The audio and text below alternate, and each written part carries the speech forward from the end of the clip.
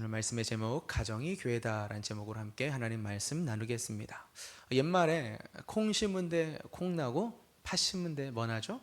팥 난다는 말이 있습니다.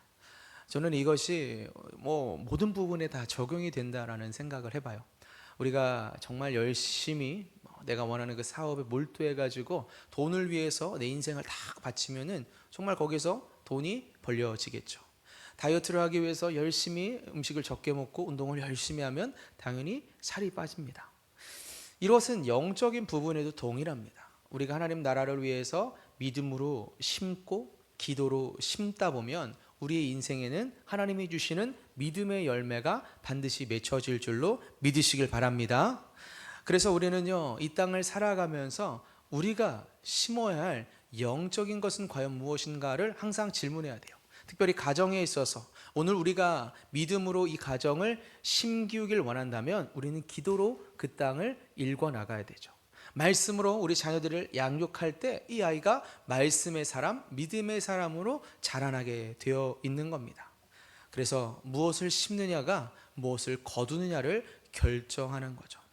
그래서 어떤 분들은 이런 말씀 하시더라고요. 오늘 내가 5년 뒤의 나의 모습이다 라는 이야기를 하시더라고요. 오늘 우리가 어떤 식으로 자녀를 양육하고 우리의 가정을 이끌어가느냐에 따라서 5년 뒤의 나의 모습, 우리 가정의 모습, 우리 자녀들의 모습이 나온다라는 겁니다. 그렇다면 오늘 우리가 말씀을 통하여 우리의 가정을 어떻게 세워줘야 되는지 함께 말씀을 통해 배워가겠습니다. 오늘은 어버이 주일이며 또 이번 5월 한 달이 가정의 달로 지키고 있습니다. 어머님을 또 부모님을 사랑하는 마음으로 이 시간 함께 나와왔는데요. 이런 면에서 가정의 의미를 한번 생각해 볼 필요가 있습니다. 여러분, 가정이라는 곳은 어떤 곳일까요? 저는 가정은 성경적으로 볼 때 작은 천국이라는 생각을 합니다. 하나님이 미리 맛보여 주신 작은 천국. 그 천국을 언제 우리가 좀 느껴보셨습니까? 저는 아이를 태어났을 때 그 천국의 기쁨이 좀 느껴지더라고요. 이 아이가 너무 예쁘고 그냥 이 아이만 바라만 봐도 너무 좋고 이 아이가 울어도 예쁘고 똥을 싸도 예쁘고 잠을 자면 더 예쁘고 우리가 교회라는 것을 생각할 때도 참 그런 것 같습니다. 흔히 이런 건물로만 생각하는 것이 아니고 이 건물이 아니라 우리 자신이 교회라고 했고 함께 예수 그리스도 이름으로 우리가 교회라고 했다면 우리 역시도 주님 안에서 하나님이 기뻐하시는 사람으로 날마다 우리 지난주에 배웠죠? 성장해야 된다는 거죠. 가정도 똑같은 것 같아요. 가정이 처음 딱 꾸려지고 나서 그냥 그 자리에 머무는 것이 아니라 주님이 기뻐하시는 거룩한 믿음의 가정이라면 우리는 이 가정이 믿음 안에서 성숙하고 성장해야 된다는 겁니다. 오늘 본문의 이야기는요, 예수님께서 이제 하늘로 올라가시는 그 승천 이전에 하신 마지막 메시지예요. 18절에 보니까 이렇게 말합니다. 하늘과 땅의 모든 권세를 내게 주셨다. 그리고 19절에서 모든 민족으로 제자를 삼으라 라고 말씀하세요. 이것은 교회가 달려갈 방향이 어떤 것인지를 보여주십니다.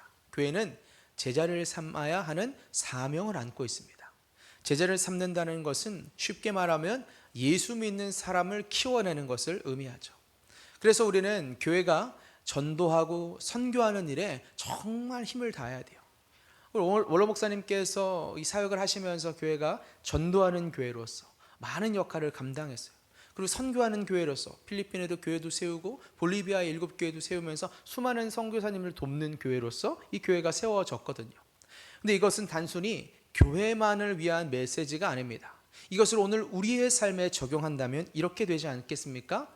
하나님께서 주신 자녀들을 믿음의 제자로 세워나가는 것, 그것이 바로 우리 가운데 주시는 저는 첫 번째 선교적 명령이라고 적용할 수 있습니다.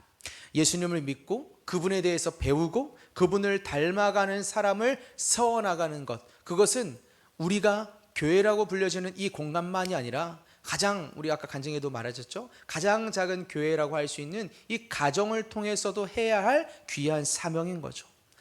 그래서 자녀들은요, 주님께서 우리 가운데 맡겨주신 최고의 제자 훈련 대상인 거예요. 이 아이들을 통해서 우리는 예수님은 이런 분이야 라고 가르쳐 줄 수 있고 이 아이들에게 예수님이 어떤 분이 가르쳤다면 그분을 닮아가길 우리는 기도를 통해서 도와 나가는 거죠. 구약 시대에 이스라엘 백성들이 이 자녀 양육에 얼마나 진심이었는지를 알 수 있어요. 왜냐하면 그들은 하나님의 명령을 따라 살았거든요. 주의 명령이 신명기 6장에 이렇게 기록되어 있습니다. 신명기 6장 한번 볼까요? 5절입니다.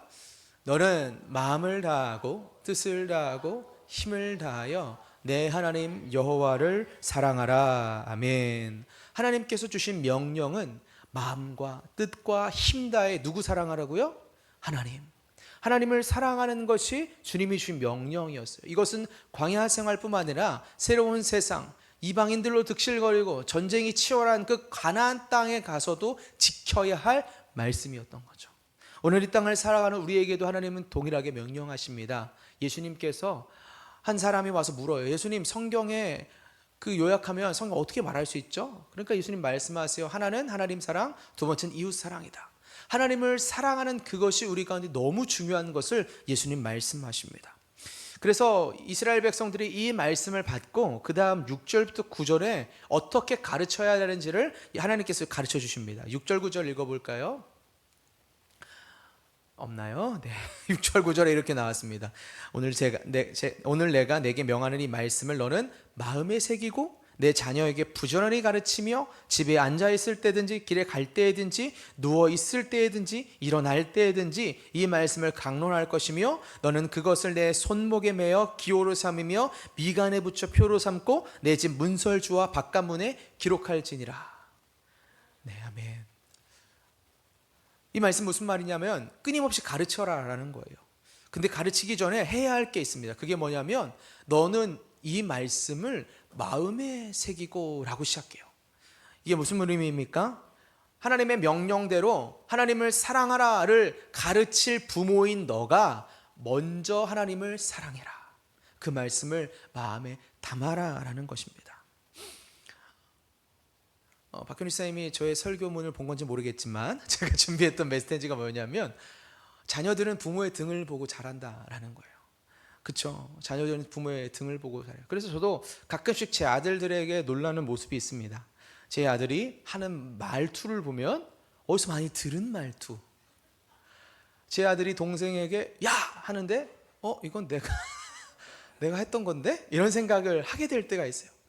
우리는 계획한 게 아니지만 자녀들은 우리의 모습을 통해 우리 아이들은 자신들의 삶을 만들어 가더라고요. 그래서 자녀형 세미나에서 계속 강조했던 게 부모 자신의 모습이었어요. 우리가 어떤 자세로 살아가는지, 어떤 본을 보이는지, 부부간의 대화도 그렇고 자녀들에게 하는 말투와 행동들이 결국은 이 자녀가 어떠한 자녀로 성장하는지를 보여주는 그림이 된다라는 거예요. 우리가 하나님의 말씀을 마음에 새기는 그 중요성이 바로 여기에 있습니다. 하나님의 말씀을 마음에 잘 새기는 게 자녀들에게 너 새겨야 돼, 말씀 외워, 암송해, 기도해, 이게 아니라 우리가 먼저 기도하고 우리가 먼저 말씀을 읽는 모습을 보여주면 자연스럽게 자녀들이 잘 안다는 거죠. 콩시문에 콩 나는 것처럼 믿음의 말씀을 심어가는 모습을 보여줌을 통하여 우리들은 믿음의 자녀로 아이들을 세워갈 수 있는 거죠. 그래서 저는요 참 감사해요.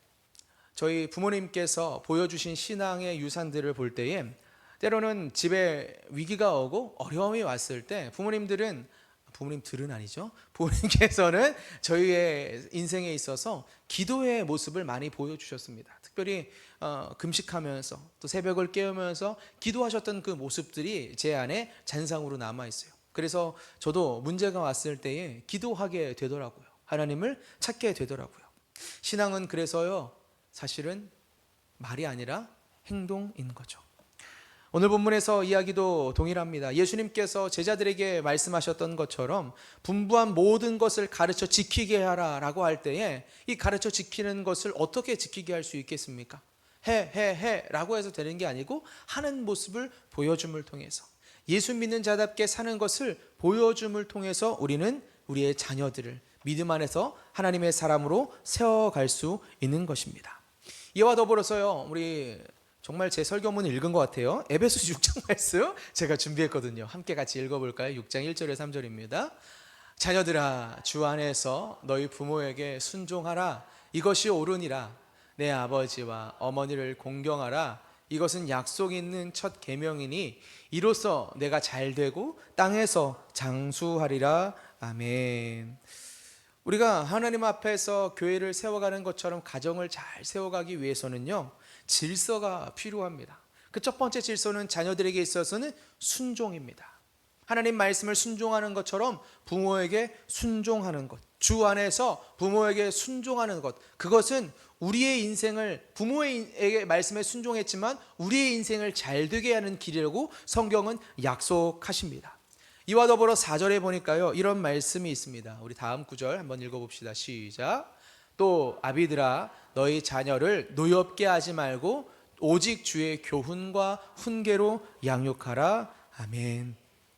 오직 주의 교훈과 훈계로 양육하랍니다. 자녀를 노엽게 하지 말라는 거예요.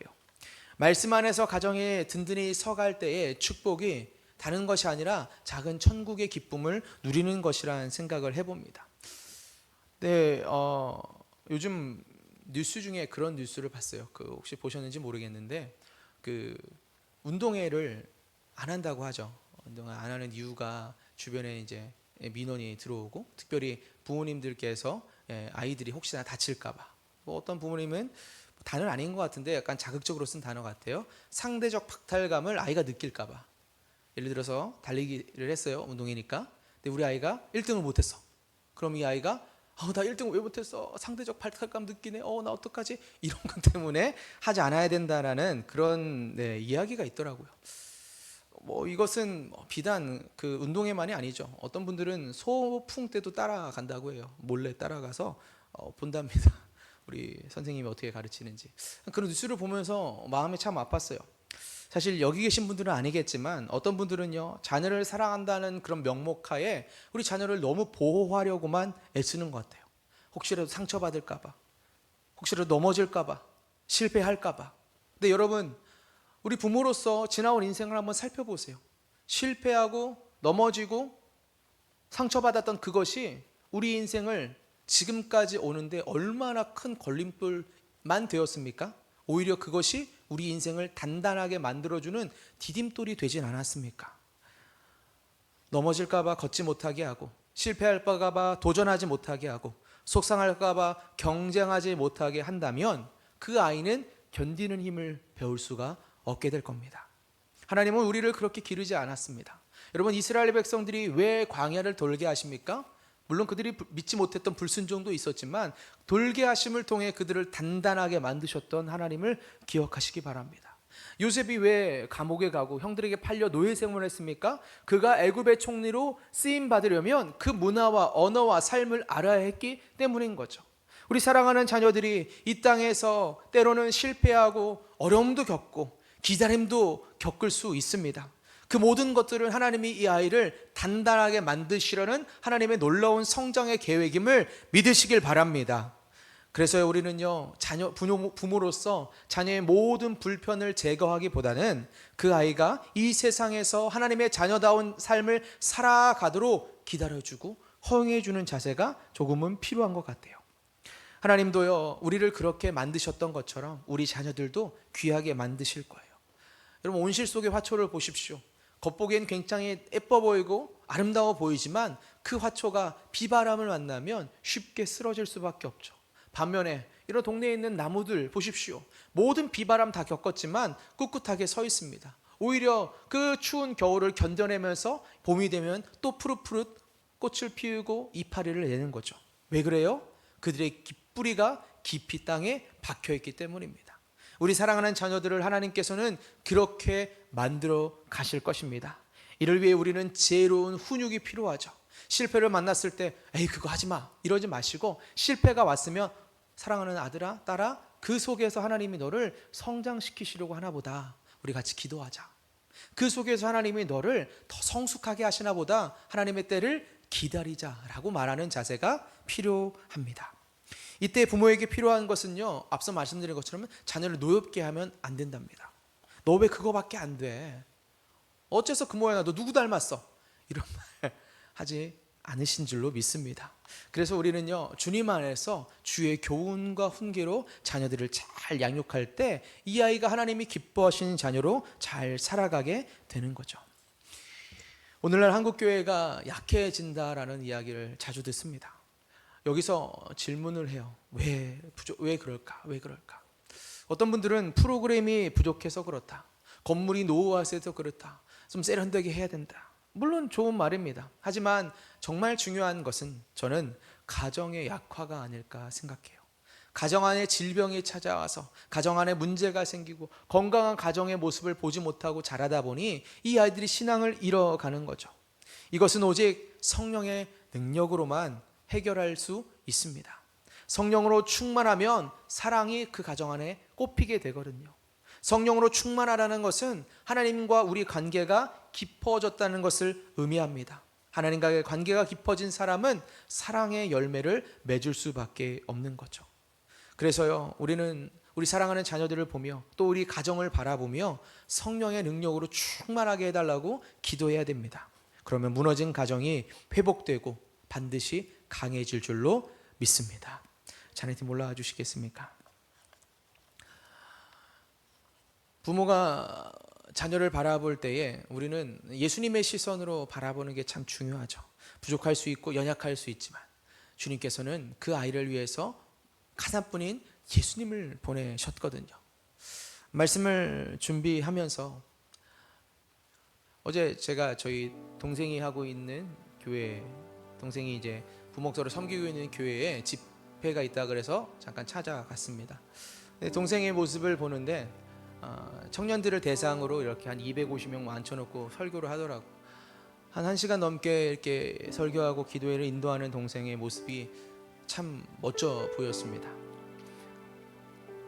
저와 제 동생이 이렇게 하나님 앞에서 쓰임받을 수 있었던 것은 전 다른 것이 아니라 저희 어머니의 기도, 아버지의 헌신이라는 생각을 잊을 수가 없습니다. 여러 번 말씀드렸지만 저는 봉천동에서 오랫동안 자라왔습니다. 큰 집도 아니었고 부유한 집도 아니었습니다. 그런데 저희 안에 저희 부모님이 물려주신 가장 큰 유산은 믿음의 유산이었습니다. 그 믿음의 유산이 지금의 저를 이 자리 가운데 인도했더라고요. 저희 가정에 위기가 찾아왔던 적도 있습니다. 아시는 분들은 아시죠? 교통사고 났었던 거, 저희 부모님, 어머님이. 그뿐이 아니었어요. 저희 가정에 경제적으로 위기가 찾아와서 막 빚쟁이들이 찾아오기도 하고 엄마가 무서워서 집에서 불도 못 켜고 지냈던 시간도 있었습니다. 아버지께서 교통사고를 당하셔서 입원하셔서 시간을 보내셨던 시기도 있었습니다. 근데 그때마다 저희 어머니 아버지는 이 문제와 상황 속에 절망하기보단 오히려 기도하는 자세로 믿음으로 이 문제를 이겨내려고 하셨어요. 사랑하는 여러분, 저는 저희 부모님을 자랑하려는 게 아닙니다. 물론 저희 부모님 대단한 분이시라고 저는 생각하지만 하나님이 보실 때 우리 스스로도 그러한 믿음의 사람이 충분히 될 수 있고 그보다 더한 믿음의 사람으로 주님께서 우리를 세워가실 수 있을 줄 믿습니다. 가정에 위기가 없는 가정 어디 있겠습니까? 부부 사이가 늘 행복하면 그건 좀 이상한 거 아니에요? 위기가 찾아와요. 어려움도 와요. 다툼도 있습니다. 자녀들과 부모 사이에도 똑같아요. 그러나 여러분, 그 모든 위기 속에서 우리가 기억할 것은 하나님, 이 가정은 하나님이 세운 가정입니다. 그러니 하나님이 지켜주세요. 하나님이 도와주세요. 제게 지혜를 주시고 우리 자녀들에게 어떻게 말하고 어떻게 다가가야 할지 하나님 도와주세요 라는 기도를 가지고 나아갈 때 하나님이 우리의 가정들을 나아가 이 가정이 함께 연합된 우리의 교회를 든든히 세워가실 줄로 믿습니다. 오늘 우리가 들었던 이 말씀처럼 또 함께 불렀던 찬양처럼 함께 지어져가는 건강한 교회를 이뤄가시는 우리 사랑제일교회 성도님 되시길 주의 이름으로 축원합니다.